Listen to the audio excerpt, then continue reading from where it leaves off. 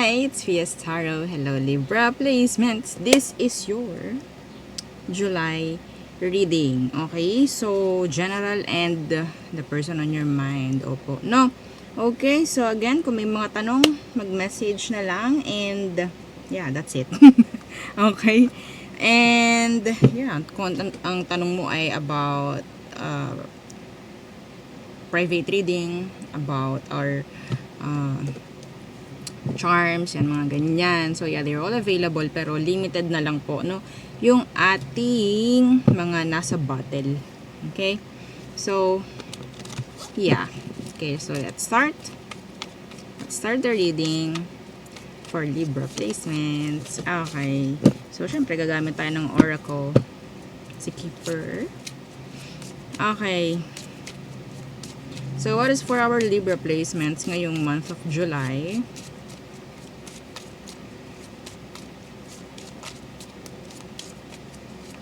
Okay. So, again, don't forget to like, share, and subscribe. Libra, let's get 3. 1 and 2 and 3. 3? Ah, diba? Sabi nga ng iba. 3. So, sandali lang. Okay, so your first card is message. Ooh, what's with that message? Okay, so next, house. And then, coffin. Okay. So, new contract. I'm hearing a new contract. Okay. Some of you makikita mo na or makukuha mo na yung papers pagdating sa isang bahay. Okay, that's not for all, pero yun po ay mga specific. Okay? So, kung sa tingin mo, pwede yun sa'yo, yeah, claim it na lang. Okay, don't say sana. Okay? So,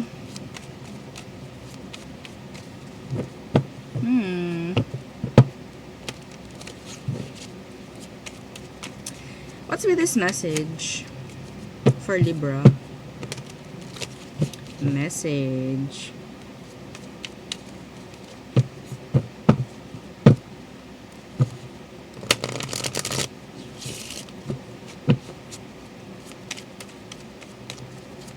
Message. Ano tong message na to para sa mga Libra? Clarify natin. 10 of Swords in the reversed.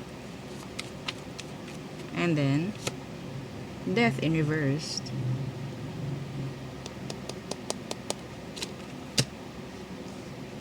Yeah. So, meron akong nakuha dito, conversation, no, na pwedeng masasabi natin, or sabihin natin parang letter. Okay? So, conversation or letter, mga ganyan, na ang nakapalaman ay, or nakapaloob doon sa message is, magpapatuloy. Okay? May mga magpapatuloy. I don't know. This could be sa business mo, or pwedeng sa, yeah, anything, like personal life mo, or, yeah, in general. Okay?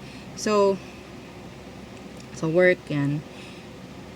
I'm hearing next step or next level. Okay, so some of you may chance ng makakakuha or makaka-receive nga ng energy of promotion, mga ganyan, ngayong July. Okay, so meron din ditong energy ng person from your past na will resurface. Okay, ngayong July. May magre-reach out na ex. Some of you. Okay? Pero I'm hearing this like regarding kaperahan din. Okay, yeah. The messages, diba? The 8 of Wands. That's messages. Back and forth message. Parang ganyan. So, what's with this house? ngayong July. Anong meron dito sa house? Some of you, may chance na may mga babaguhin ka pagdating sa bahay. I don't know if this is talking about renovation, mga ganyan. Okay, so house. The Hanged Man in reversed. And Page of Wands in reversed. A new branch. Sana.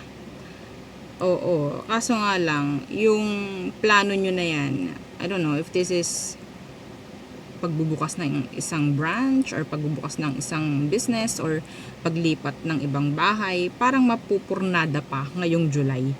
Okay? I don't know. May chance na, yeah, nasa energy mo yan. Pero we have here the Justice Universe. I don't know. It's like, pwedeng mga papers ay kulang, parang mga ganyan. Okay, so about legal, okay, mga legal conflict, mga legal issues ang nakikita ko dito. So that is why parang hindi ma-execute this July. Okay, so next, what's with this coffin? What's with this coffin? So this is talking about yeah, endings. Okay, pero andyan yung next na pwedeng mangyari. New chapter. Okay, ending of a cycle maybe. No? So, ano tong coffin? The Magician in reverse. Alam nyo, this is good, ha? Okay. You're like, sabihin natin cutting off people, ties maybe, or connection, situation, na hindi nagbibigay ng magandang result. Okay, the Magician in reverse. This could be a Virgo. Okay, some of you may cut off a Virgo. Yeah, pwedeng sa message or what, communication maybe. So, ano yung Magician in reversed? Meron din kayong mga kailangang baguhin, no? Pagdating sa pakikipag, I don't know, like, pakikipag-connect. Okay, so, yeah, the Magician kasi is connection. Yan, parang ganyan.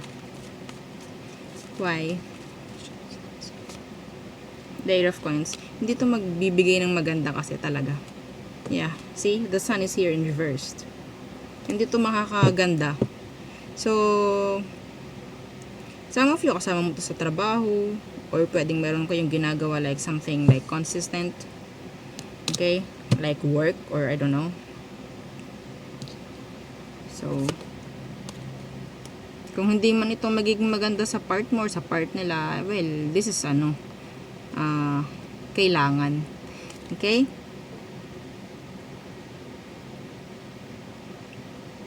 Hindi kasi maganda talaga actually. Okay, so yeah. So maybe sabihin nating energy mo Libra is parang you don't need na ikaw ay nakastock, no, sa mga energies na hindi dapat, sa mga low frequency, hindi dapat. Yeah. And that's tama naman. Okay? So, kung may mga kailangan kang baguhin, mas maganda, simulan mo this July. Okay? Kasi may mga makaka-apekto sa iyo eh. Emotionally, financially, physically. Yeah, lahat-lahat. No? So, it's up to you kung paano mo to aalisin sa buhay mo. Kung paano mo ililimit, no?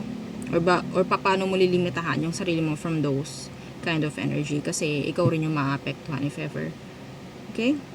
So, yeah. We have here 7, 20, and 19.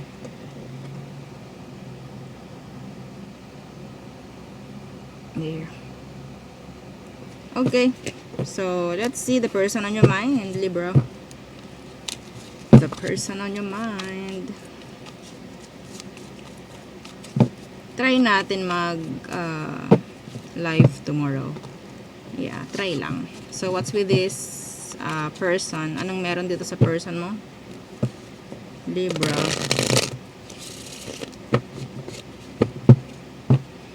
Okay.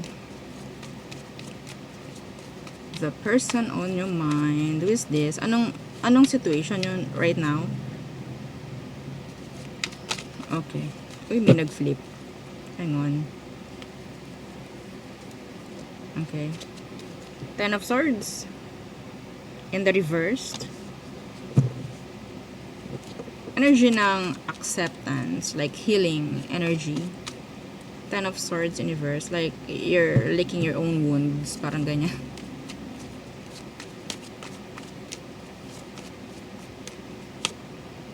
The Hermit in reverse. Diba sa inyo parang may Virgo na nakakonect or what? Kayo na pa tong Virgo. Anyway, so okay. Situation nyo ngayon is parang okay. Wala akong nakikitang magandang patutunguhan to. Parang ganun. Some of you, may nag-end kasi, no, which is the Ten of Swords. May nag-end, but somebody is like confused. No, the Hermit in reverse, confused.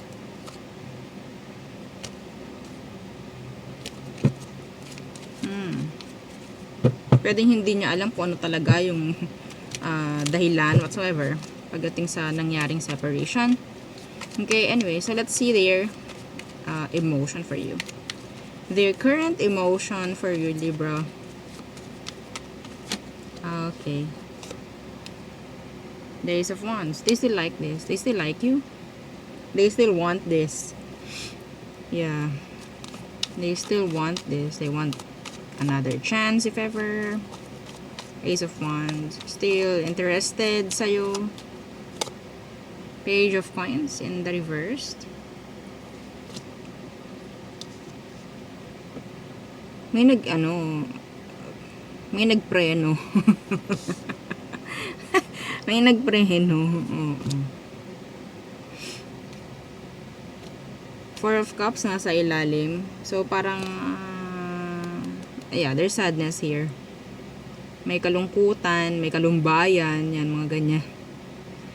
Feeling rejected yung person, I don't know why.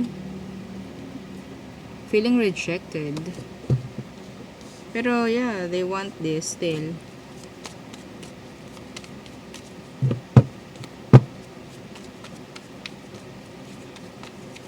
Anong dahilan dito? Ay, kaso nga lang hindi ko na pwedeng tingnan dahil yeah, hindi naman to personal reading. Anyway. So, what's their next action? What is their next action towards you, Libra? This July. What is their... Okay. So, this is too many. Their next action. Walking away. Knight of Cups. So, nandun yung energy ng parang, yun nga, first, no, na sinabi ko kanina is acceptance. So, maybe i-accept na lang nila kung anong meron sa situation. So, kung anong meron nga, no? So, the Eight of Cups, walking away. The Six of Coins. Pero, yeah, they're still hoping. They're still hoping. Nawa, parang ganun. They're walking away, pero they're still open for you. Okay?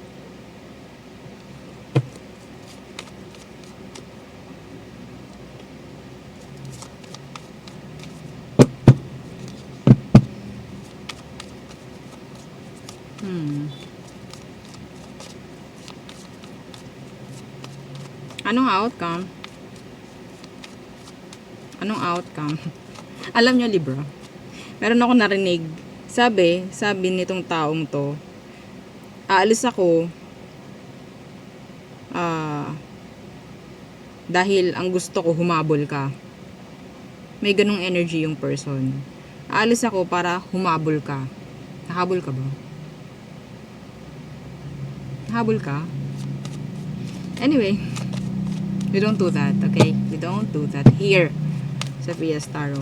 So, ano ba ang outcome?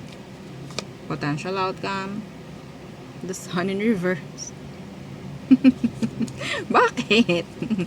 Confusion still. The Tower. Oh my gosh.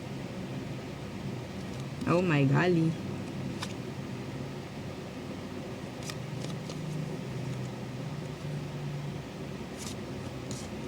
So, sadness. So, nandyan pa rin yung separation. Magpapatuloy pa rin yan. So, yeah, masasabi nating malumbay, malungkot, mga ganyang bagay. Okay? So, siguro ngayong July, buong buwan ng July, eh, hindi ganun kasiyahan, hindi ganun kagandahan. Yeah. So, nandyan yung distansya. Okay, nandyan yung distansya. Distansya, amiga. Na sinasabi. Okay, wala akong nakikita rito na magkakaroon ng pagkakaayos, even though they want that. They want another chance. They want, kasi talagang gustong-gusto ko ng taong to eh. Anong nangyari? Eh, ikaw naman, eto tingnan natin, Libra. Ano bang meron? Anong dahilan mo? Bakit ka lumalayo? Eh, gusto ka naman itong tao. Kalumbayan ang nakikita ko dito. Confusion. Tingnan natin, para sa mga nagko-cross-watch sa Libra. So, ito yung dahilan ni Libra. And this is not for all actually. Kasi hindi naman siya private reading. Hindi naman ikaw like totally yung binabasahan ko mismo. Sabihin natin, ito yung pinakamalakas na dahilan. No? Parang ganyan. Pinakamalakas na energy kung bakit. Anong dahilan ni Libra? O, mga Libra dyan. Huwag kayong masyadong Okay? Two of Coins in reverse. They're dropping you. They are dropping you. Bakit nga ni? Diba? Bakit nga? Okay, the Two of Coins in reverse. Why? Bakit kayo dinadrop ni Libra? The Devil and the Star in reverse. They don't like this. They see somebody na parang toxic. Or, yeah, andito yung energy ng attachment, no? Okay? Judgment in reverse. Some of them, they're like trying, ito mga Libra, okay? Tinatry nilang i-cut yung cycle na hindi maganda, hindi tama. Okay? Para sa kanila rin. We have here the Star. I don't know, some of you mga cross-watchers, may chance na hindi maganda yung frequency nyo. And, yeah, tinatry lang ni Libra na ikaw ay, na sila ay maging safe. Maging safe. Yes, ito We have here the Hermit kanina sa umpisa. Hindi nila alam kung anong patutunguhan nito. Wala naman eh. So, bakit pa? Bakit pa sila magsasayang ng oras, attention, whatsoever? Diba? So, matatalino yung mga Libra. Natututo na kayo That's good. Oh, that's good. So, well, ano tayo magagawa dyan, diba? Yun nga lang, ito hindi to para sa lahat, no? Kapag nawala yung Libra, no? Pag may nawalang Libra, ang hirap, mga cross-watchers, no? Oo, kasi pag nawala yung, parang parang nagtampo sa bigas, parang ganun. Pag inaway mo yung Libra, parang nagtampo sa bigas, parang ganun. Parang hirap ng, walang Libra, parang ganun. I don't know why, okay? Pero, yan. POV ko yun. No? Hindi ko sinabing ganun talaga. Pero sa iba sa inyo, ganun yung nararamdaman ng ibang tao, mga Libra, pag wala kayo. Anyway, so there. Yun ang aking reading for you, Libra placements. Again, please don't forget to like, share, and subscribe, and follow our FB page and sa ating YouTube channel nasa description box below. Again, thank you. Goodbye.